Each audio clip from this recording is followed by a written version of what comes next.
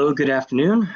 My name is Jeffrey Michaels, and I'm the IEN Senior Fellow for American Foreign Policy and International Security at eBay. I'd like to take this opportunity to welcome you to this evening's seminar, which is the first in a new series on U.S. foreign policy that I'll be running at eBay. The series is part of a joint initiative of eBay and the Barcelona Institute of North American Studies, which aims to promote discussion of U.S. foreign policy related topics, both for current, former, and prospective students at eBay, foreign policy and American studies scholars, as well as the public more generally, whether located here in Barcelona or further afield. As part of the series, we will invite scholars and practitioners working on a wide range of topics that deal with America and its relations with the world.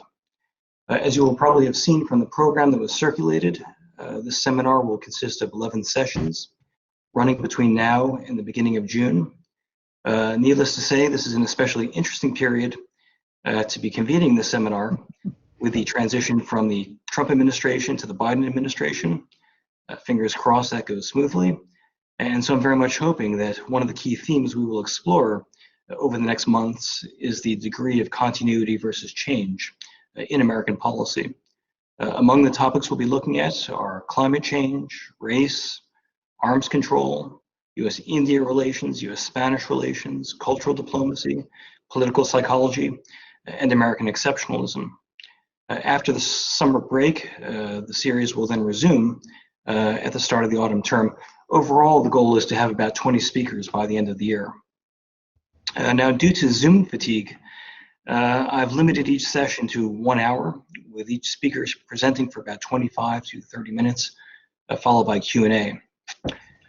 This evening, we are greatly honored to have with us Christine Sylvester, who is Professor of Political Science at the University of Connecticut and is also affiliated with the School of Global Studies at the University of Gothenburg in Sweden. Originally from Connecticut, in many respects, Professor Sylvester is the epitome of the notion of join academia and see the world, having worked in Zimbabwe, the first time shortly after it became independent, but many times since then as well. Among her many areas of expertise, she is a highly qualified Zimbabweanist. She has also taught or held fellowships at the Australian National University, the Institute of Social Studies in The Hague, the University of Lancaster, St. Anthony's College, Oxford, SOAS in London, the University of Southern California, and also gives regular lectures at the United Nations University in Tokyo. Professor Sylvester is a distinguished scholar on many topics, but is perhaps best known for her work on feminism and international relations, an experience that is detailed in her 2002 book, published by Cambridge University Press, entitled Feminist International Relations: An Unfinished Journey, which also looks more broadly at the evolution of scholarly feminism in the IR field. In addition, she spent the last 15 years or so examining the experience of war, how wars are represented in the arts, in museums, novels, and other places, whose voices are heard and not heard, as well as the inadequacies of many IR and war studies approaches to the topic. In this regard, she has committed the ultimate heresy by daring to suggest that the experiences of ordinary human beings should perhaps be accounted for, rather than the near exclusive focus on high-level policymakers, abstract theories, and statistical analyses. Tonight, she'll be discussing her most recent book, which I can highly recommend, entitled Curating and Re-Curating the American Wars in Vietnam and Iraq, published by Oxford University Press in 2019. Professor Sylvester will speak for about 25 to 30 minutes, and then there will be time for Q&A. If you have questions, please type them in the chat box, which is in the lower right-hand corner.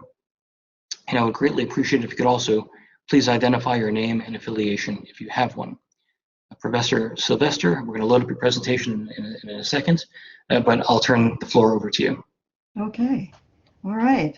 Well, thank you very much, Jeffrey. I thank you for inviting me. I really appreciate this opportunity. And I must also say it's lovely to spend an hour in Barcelona if you're sitting in Connecticut, where the weather is a bit on the cool side.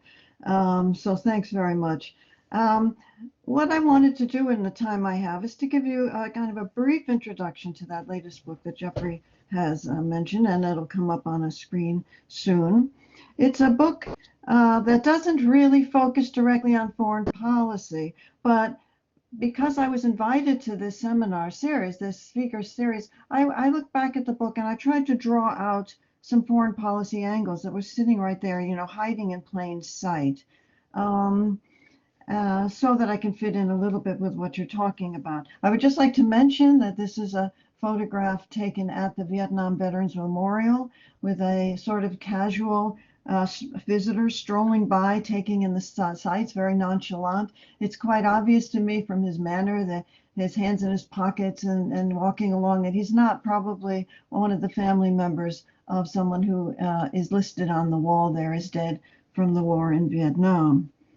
Now, the book overall, as Jeffrey basically just suggested, raises questions about war and authority. Who has the authority on war? Who has the knowledge of war that may not actually be seen as authoritative? And this is a central question for international relations as a field because it always argues that war is one of the core topics and concerns in the field. So I'm asking, all right, who has this knowledge and who doesn't? Where is it located or lodged, and of what does it consist substantively, and what might it add if we were to if we were to bring in other kinds of types of authority and knowledge from different locations? Because as we know, and as Jeffrey started to outline, the field of IR studies war in a certain kind of way. It studies it very abstractly. It's almost as if there are no people in the war. Instead, there are types of wars, there are causes of wars, there are strategies of wars, there are weapon systems, and there are casualties. And the experts are high-ranking people in the military, politicians, military-industrial complex.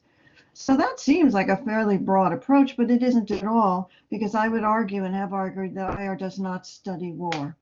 What it does instead is it chews around war and leaves war on the cutting room floor as a particular political phenomenon. So I go to locations that are not IR rated as authoritative sites of war knowledge.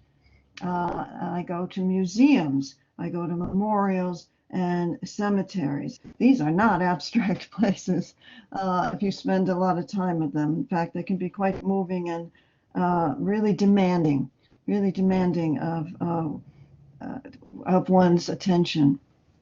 Now, every study takes place at a particular moment in time, and the backdrop to this study, which took place between 2016 and 2018, really, was American militarism.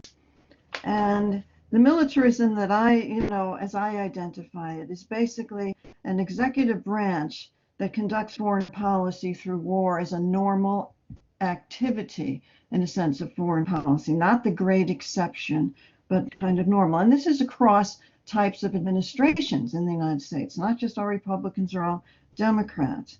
And they do so with somewhat congressional acquiescence. In other words, the Congress is supposed to constitutionally in the US be the one that declares wars. But if you don't actually declare war, if you actually just engage in military activity, they can be somewhat bypassed as an important lever in the discussion. And particularly with respect to the wars in Afghanistan and Iraq, they always strike me as post-Vietnam wars that the United States keeps kind of doing that Vietnam War over again, hoping to get it right this time. And frankly, my view often is they're not getting it right. There's also this willingness at the time to conduct long wars, what we call forever wars, without any withdrawal of troops, without any victory on any side. The war becomes a foreign policy staple. But it just goes on and on and on. And the public is given relatively little information on post-Vietnam era wars. And therefore, there's little public concern about them. And that's part of what makes them normal. So is this political practice in the United States of elevating all military personnel as heroes and thanking them for their service. even if we have no idea what their service is. If you see someone in a military uniform, then you thank them for their service. And to serve, until recently, very recently, to serve in the military was the highest level of heroism. I mean, there are lots of other kinds of heroes one could consider, but that's a mark of militarism. As are military events that are staged at major sports shows.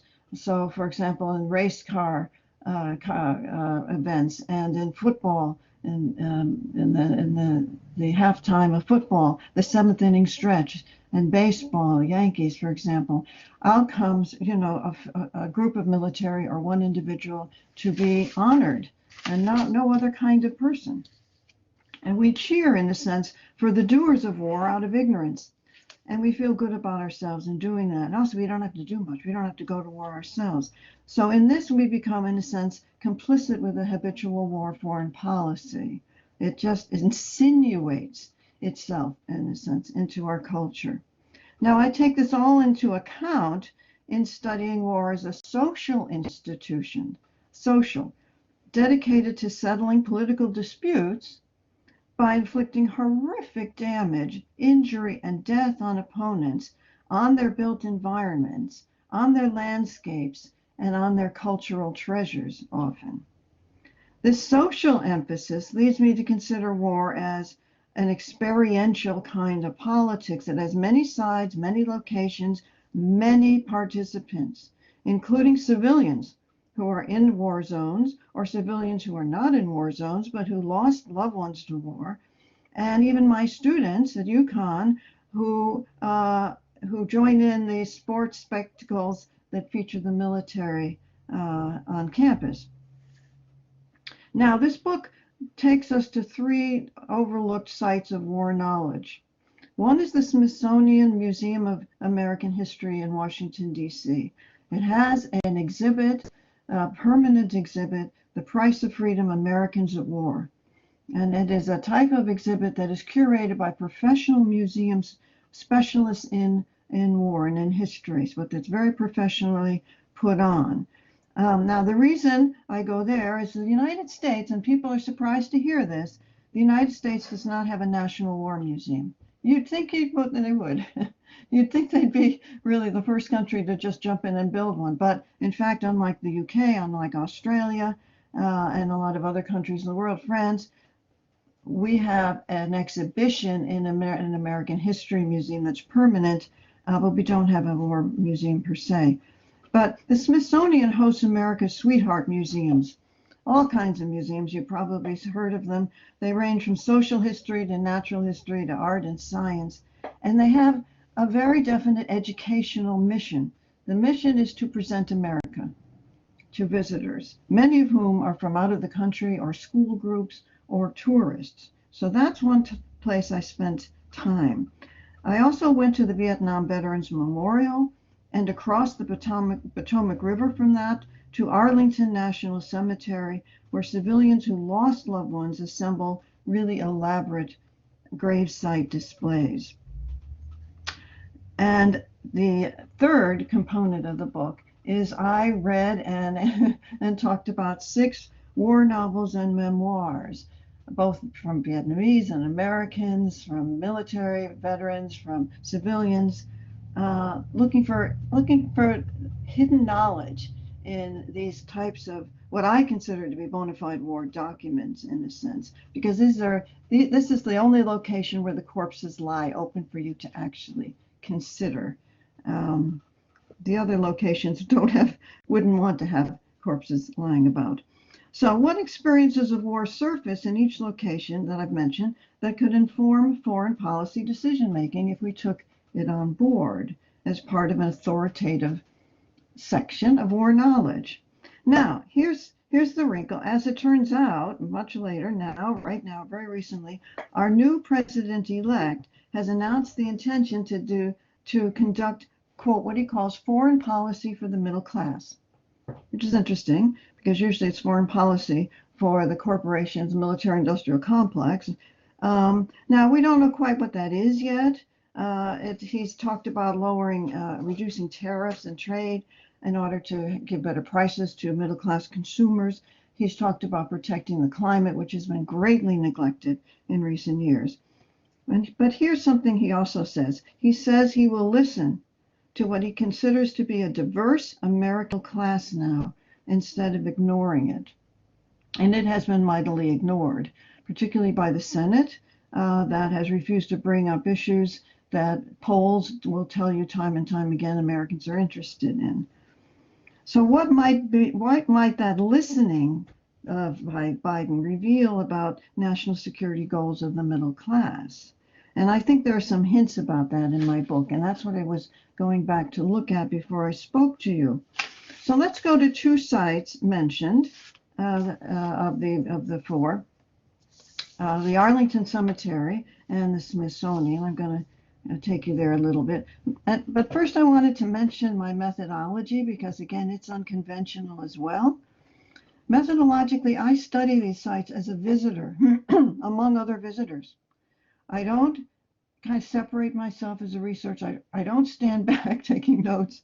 I just sit. I call it thick hanging out, actually. You spend a lot of time. You overhear a lot of conversations.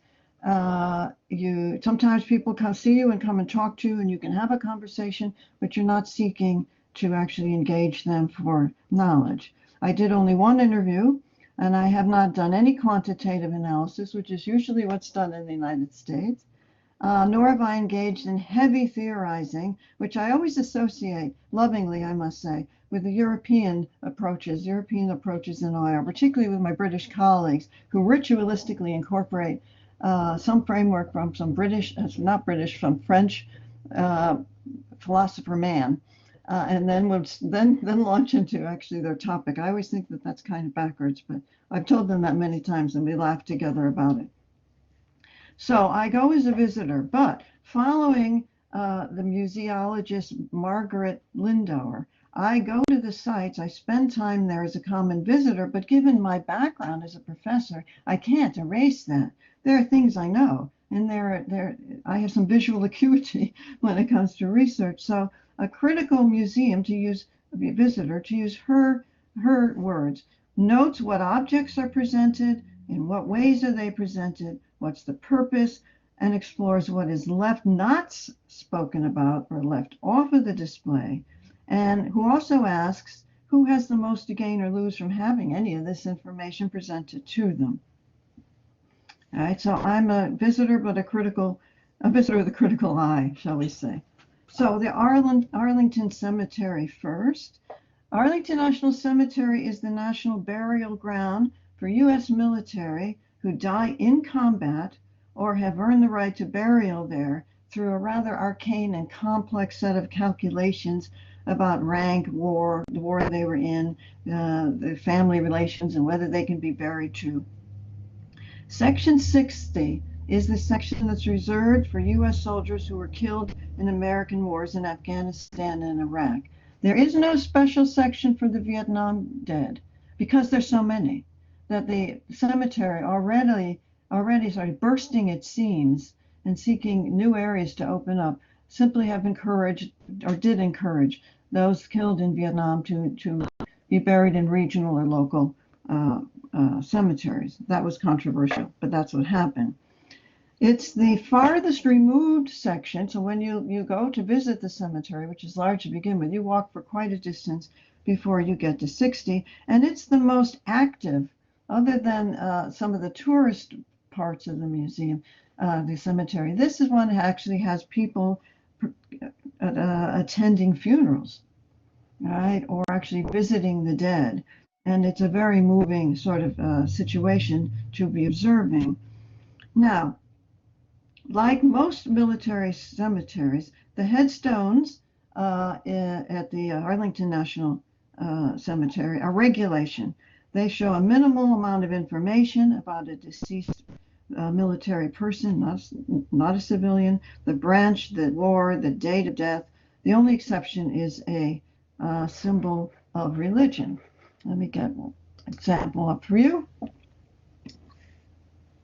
Now here you see a very elaborately decorated, or festooned is the term they like to use, headstone. But if you look beyond it into the near distance, you can see what is often just the regulation look of most of the cemetery. So here we have Gene L. Lamy, who's a sergeant in the Army. He was born in the summer of 1982 and he died in the summer of 2007 in Iraq in Operation Iraqi Freedom. We always give these brutal attacks lovely, optimistic titles like that. He won two very important military awards, a Bronze Star and the Purple Heart. But you can see how elaborately, oh, also, by the way, the cross signifies he was a Christian. You can see how elaborately this particular headstone is pasted with photos of the deceased playing with children, partying with friends. Often there are Christmas lights or other kinds of lights.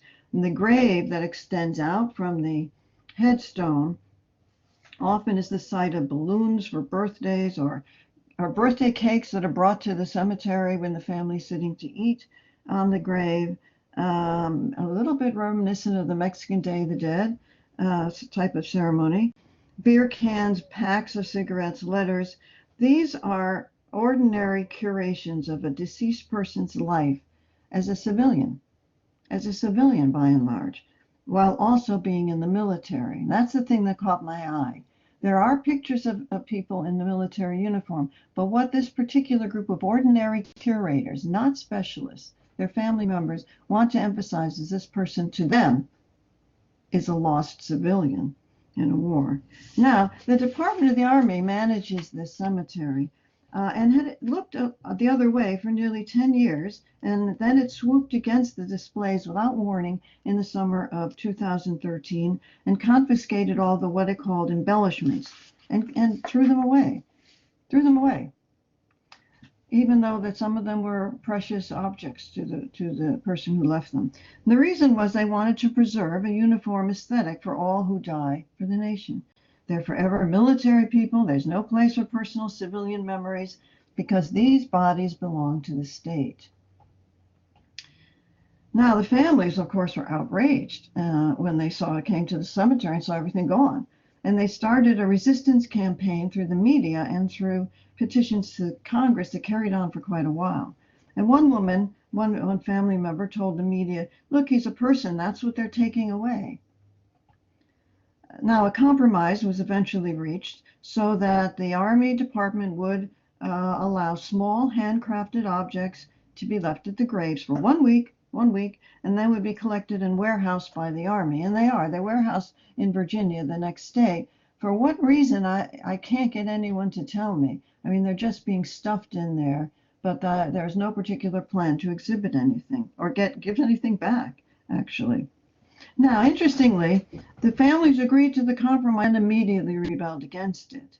They installed handcrafted large wind chimes. They put the pictures back on the headstones. They put the garlands of family photos and changing flowers. And this time the cemetery management didn't interfere with it. And so this is how it was when I was doing my research there in 2017-18. Now, this might seem a very small thing, but in a militarist moment in American history, a contest of memory and political will at Arlington that is won by the civilians is a pretty big deal. All right, this is an official military cemetery. And insisting that military will dominate over civilian experiences of war loss here, it's really unprecedented in the United States. Maybe not everywhere. And what I see here is a quiet refusal of complicity with war as a habit of foreign policy. The civilian, middle, and working class families, in a sense, who do this, who put these elaborate displays forward, re-curate Section 60 as a place to remember whole human beings who were lost, as well as the grief that families experienced as their war. Grief is their war, because they were not in the war zone. Are we paying attention? Is the question. Now, a very different type of war exhibit is displayed at the Smithsonian Museum of American History. That exhibit I mentioned, The Price of Freedom, Americans at War, covers every single war the United States dipped its toe into. And Vietnam has two rooms.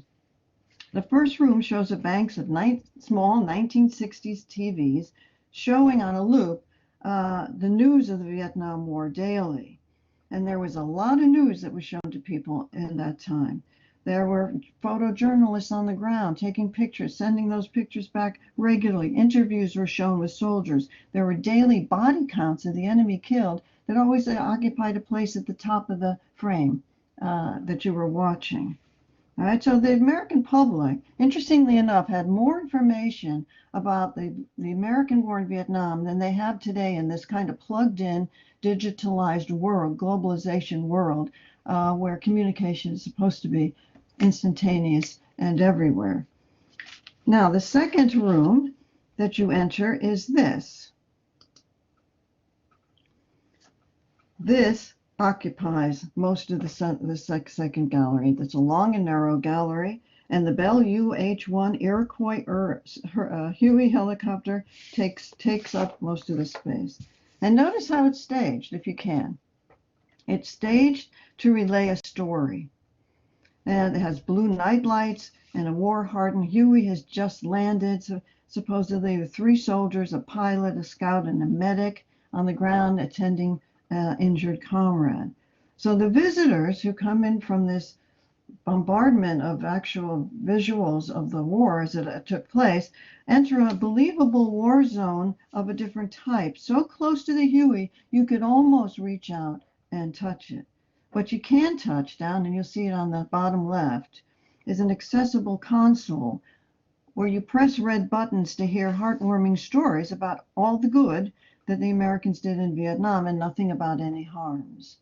And one of the stories that people like very much that you can hear there is of a nurse who rescued a pretty young infant from the mother's arms. The mother had been killed in a B-52 bombing. And this nurse took the child, nursed it to health, and then the child was adopted. And then many years later, 20 years later, there was this very formal staged reunion with the adult now, the adult baby, in a sense, all grown up, flown in on a Huey to reunite with the nurse that saved her. Now it's very touching to see it, and it's very moving. I'm telling you myself that I find it so.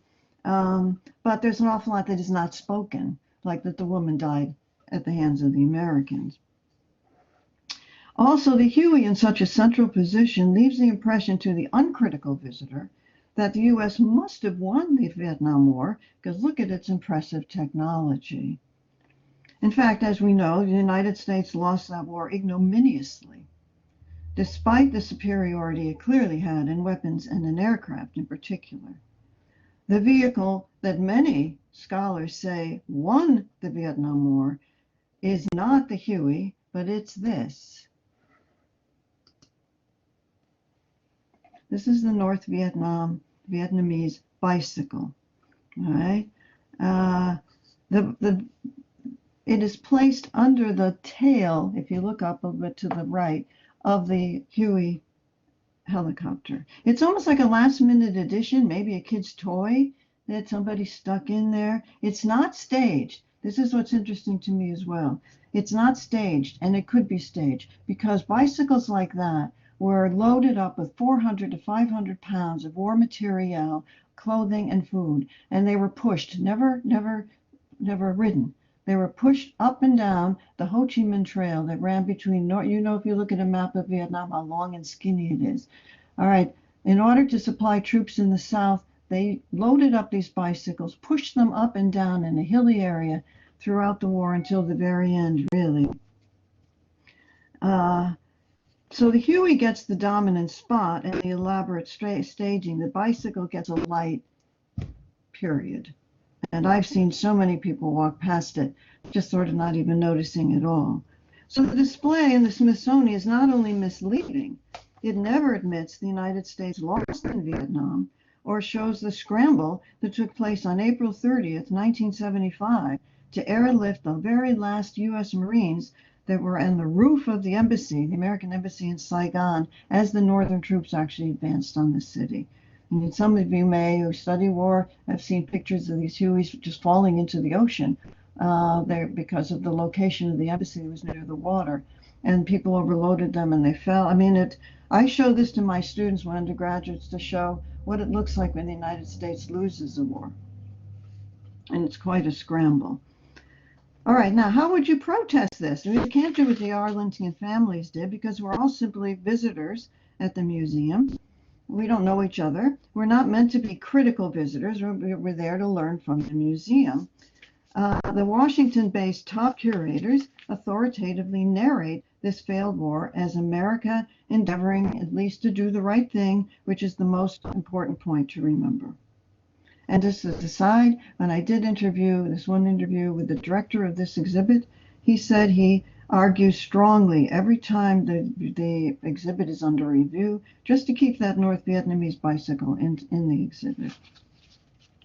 Okay, so some observations in lieu of conclusions here.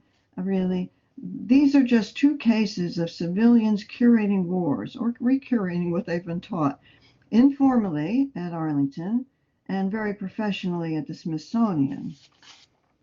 The Smithsonian unifies difficult war stories for non-critical publics.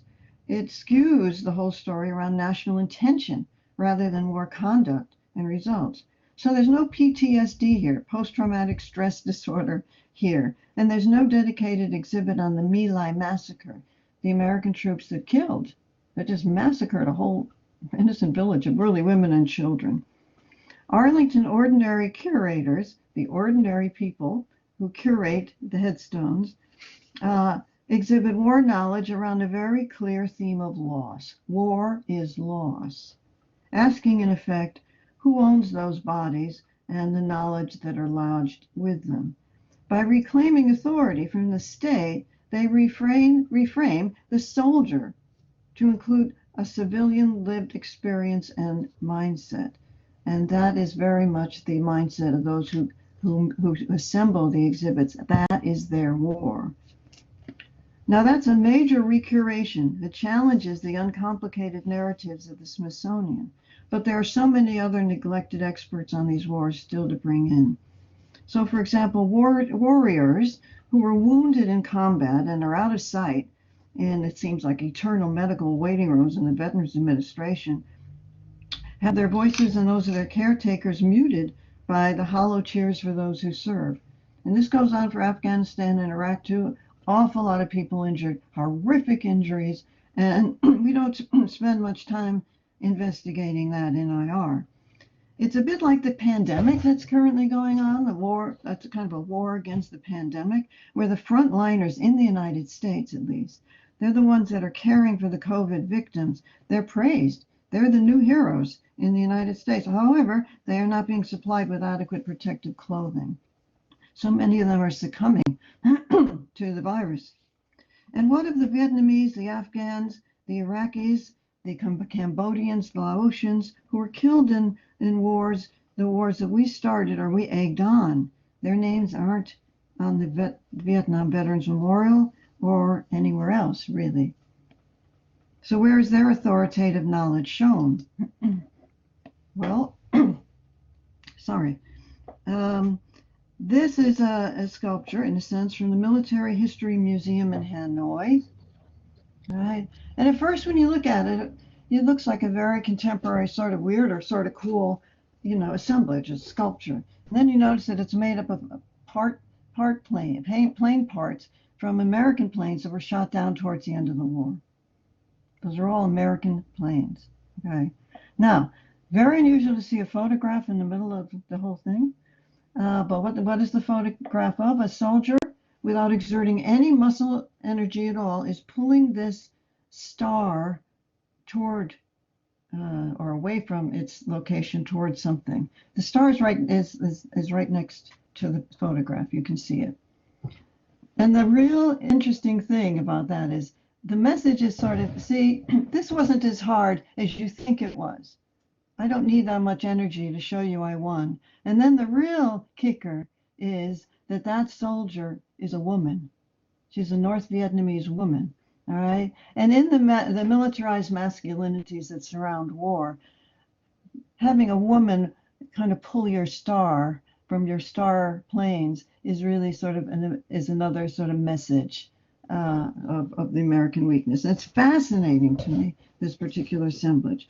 All right, so my final points are when entire segments of a war-affected population are written off as non-authorities, I think it becomes easier for America to praise warring traditions and carry those violent foreign policies forward from one historical era to another, which we've seen.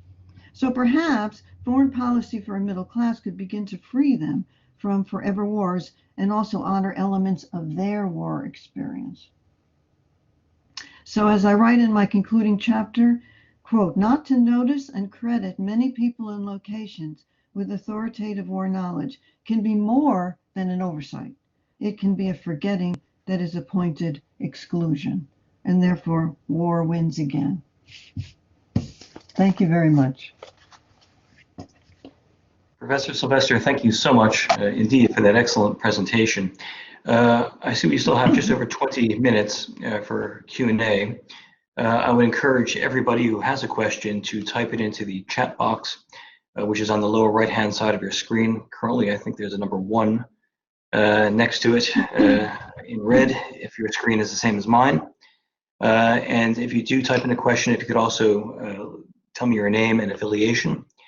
While you're gathering your thoughts and hopefully coming up with some questions as well, I would like to take the opportunity to ask a couple questions of my own, if I might. I mean, the first one is, I'm just curious. I've not actually been to the exhibition itself, but given that the title is Price of Freedom, and given how often we use the buzzword freedom, is there any explanation in the exhibition of what freedom they're referring to?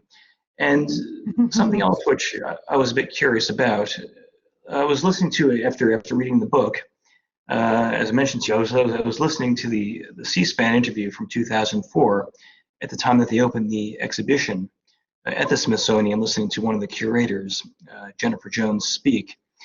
And I was intrigued by a number of references she made to audience surveys, saying that the Smithsonian surveyed both American and non-American audiences, essentially saying that they tested out beforehand various ideas about what to display and how to display it. The who was asked for an opinion, I think beyond veterans groups, wasn't really discussed. But I was curious if in the course of your research you've come across any of these surveys, but perhaps could you also say something about the pressures presumably the American curators and museums face when putting on exhibitions about these wars? Does one have to go outside the United States to find an exhibition that takes a more critical approach? Thank you. Okay, Jeffrey, freedom is usually undefined in the American context. It's like in the ether. It's like, everybody knows of freedom when they're talking about it. And this is one of the things, of course, that's being greatly debated and abused and just distorted in Washington today. Freedom to, well, what's the freedom? Which side of this election discussion has the freedom, in a sense? I ran into this in a very, very pointed way. I was invited to give a talk a number of years ago at Durham University in England, and it was before any type of Obamacare was in place. It was while this healthcare change, this reform was being discussed. And somebody said to me, well, what do you think? You think it's going to be like ours in Britain and all that? And I said, no, I honestly don't think it's going to be. I think the Americans are so hung up on freedom that they're going to say that the state's telling them what to do, blah, blah. Well, for some reason I don't understand, they completely misunderstood my intent in saying that and thought I was advocating freedom. They were all upset and yelling at me at dinner. And I kept trying to say, no, I don't think you understand where I'm coming from here. But freedom is just this code word, and for the United States, and it's kind of individualistic. It's the individual. Unless you're in the military, then it's military, knowledge that's important, or various other, or religion or what have you. But the freedom to actually explore all those is kind of individualistic. The American curators face, I'd say, if you want to see some interesting exhibits, and this is sort of true all around the world, isn't it? Go local. go local or go regional, because often there is a little bit of a wrinkle there. For example, you will find very interesting sculptures and memorials to the Vietnamese who died in the Vietnam War in California, particularly in the town of Westminster, that has just taken on this whole task. And they kept asking the local authorities for land, or for a parcel in order to put up, because many of them, they're there because they fought with the Americans against the North. And they weren't given land. And so one of the most impressive is these rather socialist looking soldiers, or sturdy soldiers, three of them, I think it is, at the entrance to a shopping mall in California, because the guy who owns the shopping mall is Vietnamese American, and he said, well, you can put one here. And people, have not understood what it's doing there, but it's because they've been very much excluded. So the local can be a tremendously rich environment for this type of comparison. I'm now going to turn to Professor Martin Shaw's question. He says, I very much agree with your approach to war as a social institution, looking at the role of civilians in war, which in a different way I have done in my own work about war in the media and domestic politics. I was puzzled, however, by your suggestion that we now know less about what is going on than we did in Vietnam. Is this the result of contingent factors such as the political marginality of and lower casualties in current wars, rather than a weakening of the communication between war zones and U.S. society? We know less because the government doesn't allow us to know more. And that sounds very, blunt. But the fact of the matter is, during the Vietnam War, photojournalists and journalists could go right in with the troops, right in, and they could be, if they were on a patrol with them, they were going to get, hit by possibly by enemy fire, and they were going to see themselves in the middle of a firefight. And many of them died, many. And they took photographs, they took videos of everything they could see. And the news outlets, which were not cable at the time, just kind of these ABC, NBC, CBS, showed these every single night. There was a segment on the Vietnam War. Now, what happened since is the government learned that's a mistake. The more they know, the more they protest. Because that fed right into sort of the anti-war movement of the 1960s. And also, that movement also was fueled by the policy of showing coffins arriving at American Air Force bases of Americans killed. So yes, I mean, there are lower casualties, but also you can't see them emerge. And this is what makes Arlington Cemetery so fascinating for me, is it's a reminder, I see the coffin if I'm there at the right time. If there's a funeral, I don't go up close, I keep my respectful distance, but I see that these are dead people, in a sense, that are being, buried. Whereas it's sort of like trying to figure out what the company Apple's doing today. Well, we don't know their business plan. We're not peering in. We're not allowed to. And that is kind of how the normalization of war is occurring, is that we are not really allowed to have much information or access. And if you go to the war zone in Afghanistan and Iraq, you have to embed with the military. And of course, they aren't going to take you to anything too drastic. But that's a really good question. It's a very important politics of silence, what's unspoken and not delivered. Even though we have all of this globalization technology, I mean, it's really startling.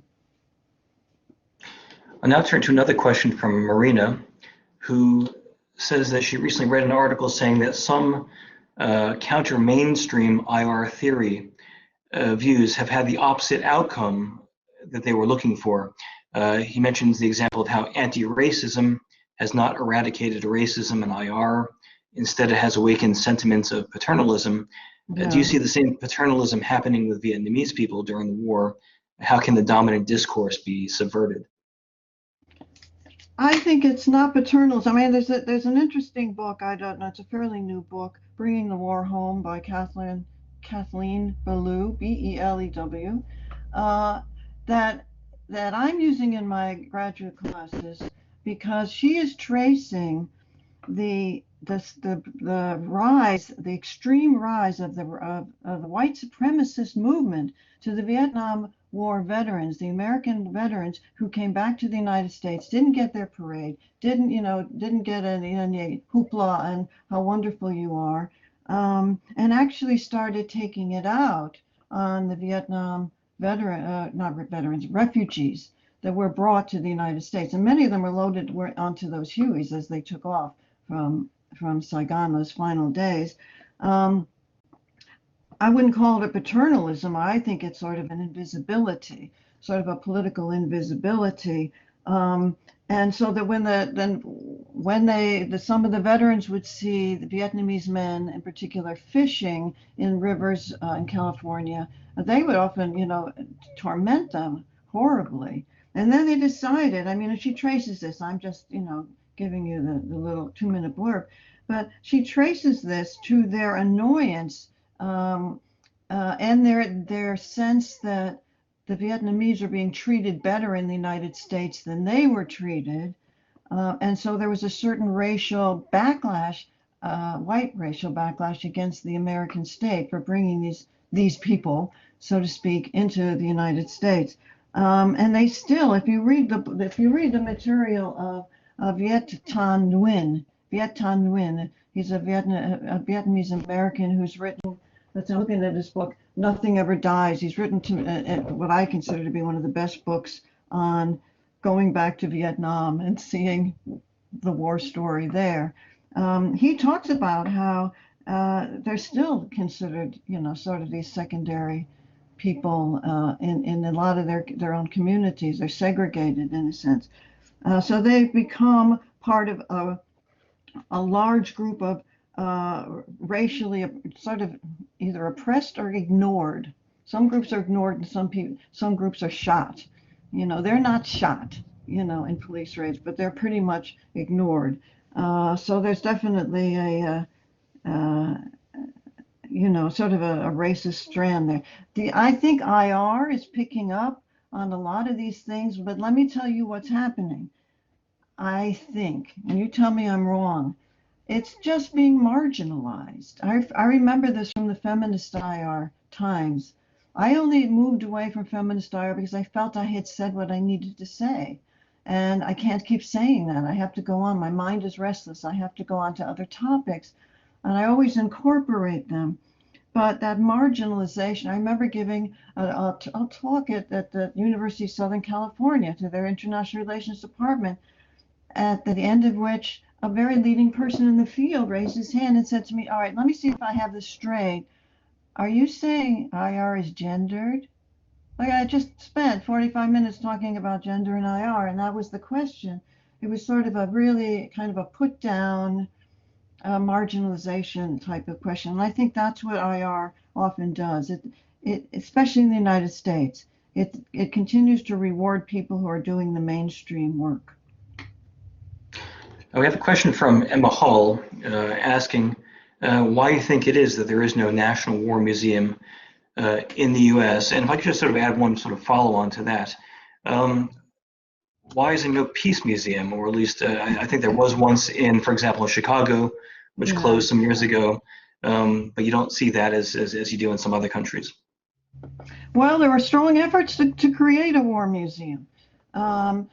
But what happened were two things. One was an awful lot of infighting between the various branches of the military over who was going to run it and how it was going to display itself. And so now we have a lot of war museums, but they're all like the Army has one, the Navy, the Air Force, and on and on. The Marines have one as well. So the notion of a war museum, they sort of, the snake that ate its own tail in a sense, but also consistently, and this is really remarkable to me, although I'm not a student of the American Congress, the Congress, every time it's presented with a proposal, and it has been presented right up through the 70s for an American War Museum, they don't want it. They vote against it. All different kinds of Senate compositions will vote against it because they want to be seen, they don't want to be seen as a war country, even though they do. Now, interestingly enough, Australia, you go to Australia, which you don't consider to be the warriors of the world, and they have one of the largest national war museums. That's what I'm studying right now. That war museum, and I'm contrasting it with the Hiroshima Peace Park in Japan, both dealing initially with a loss that leads to a big memorialization. So, having said that, we don't want to really be seen as this, warriors, military country, even though we're doing these wars. They've done very little to push into anything having to do with nationally with peace. This whole notion of museums and national museums, although they're mislabeled in a sense, has been handed over to the Smithsonian. And they do all of these various museums, but they're all separate. They're all separate, and that don't add up to a peace or a war museum. And I think it's an anomaly. I think it's a very interesting anomaly. There was a question from Eckhart in Hamburg. Okay. Unfortunately, I cannot see that at the moment. But it had to do with the question about, I think, private contractors. And he asked, he says, the neo-medievalism privatization of warfare means that the fallen on the American side are less and less soldiers, but mercenaries who are often not Americans. Doesn't that make it easier to sell wars to the general public as well? It probably would, if they knew that. All right. So that, for example, when Obama decided to follow George W. Bush's agreement to withdraw troops from Iraq at the end of December, I think it was 2013, he didn't mention that a whole bunch of mercenaries were being left behind, and that they were basically being paid to continue on doing the war. We hear about mercenaries if they're killed, all right, but we don't really know that much about them. What we're learning, and we don't even know that much about our special forces, our special ops operations and special forces abroad, who basically are doing the lion's share of sort of the war in Afghanistan and increasingly in Iraq and very much so in Africa, various parts of northern Africa. They are like 11 or 12 people who are highly trained, and they know exactly what to do to to get intelligence on Al-Qaeda and various other groups. And they are basically conducting these wars. And of course, that's a secret thing. We only find out when they're ambushed and somebody dies. And then there's a kind of this curiosity, well, who are these people? Why didn't we know there were these special forces, SEALs, Navy SEALs, for example, operating in Mali and various other places, in Nigeria against the Boko Haram, for example. They're all over. War, I think, is decentralizing even more than it's been recently. And this, again, is another aspect of war that the average person has no idea about. When I mention this in class, they think I made this up. They know, I can tell their smile. And they know also that I'm the type of person they can say that to. I'm going to laugh with them. But they say, you made that up. You've been reading too many comics or something, right? I said, no, this is really the case. If I could ask one final question, sort of why Vietnam, why Iraq? Is there something special about the way that these two wars are portrayed? I mean, is there some sort of relationship between the time that elapses after the war and the sort of the degree to which more critical approaches are taken? I mean, are is the U.S. Civil War or the Mexican-American War or the War of Independence, are they portrayed differently than Vietnam and Iraq? And I ask that also because I noticed when going through the Price of Freedom sort of website, that on some issues, I think with the sort of expulsion of Indians from their territory and so forth, they go into a number of issues like that, but not so much more recently. Yeah, I chose these for slightly idiosyncratic and slightly comparatively reasonable explanations. Vietnam is my war. I mean, I'm at the tail end of the Vietnam generation. You know, I was in college. I was starting college when the war was winding down, and I knew people who were drafted right out of college the draft had been put in place, and these guys, they're all guys because women were not allowed to be in combat then, were actually involved. And I remember I was in New Haven, Connecticut, and I remember the National Guard on the green in New Haven. All right, and I remember women coming up and putting daisies in the rifles, and I remember Kent State, and I remember all of this horrible stuff that went on. And I never actually had handled it. I never had really decided to look at it. And once I started to look at it, I couldn't look away. And then 30 years later, there is this Iraq War, which on some levels has, it's a bit of a stretch, but there's some comparability there in the sense that there was no event. There's no event that started this war except us bombing Baghdad. They didn't challenge us. They didn't fly their planes into, the World Trade Center. They were actually just going about what they've always been doing, and suddenly they were bombed. This was not a 9/11 actually linked event, although Bush tried to link it, and it was found to be absolutely wrong. There were no weapons of mass destruction. This was all made up. This was the beginning of the fake news type of approach. Just tell the Americans they're weapons of mass destruction. What do they know, right? And Colin Powell goes before the United Nations, makes a fool of himself before he realizes that the evidence really isn't there, and then he resigns. So for me, they're comparable in that 30 years had gone by, and you just start a war because you can. You don't like the leader.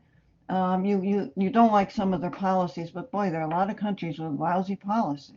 All right. So, I don't know, the oil people say all these kinds of reasons, but it was very similar. I mean, 5 American administrations were involved in the Vietnam War, and all of them kept saying we were winning, and just kept this damn thing going for so long.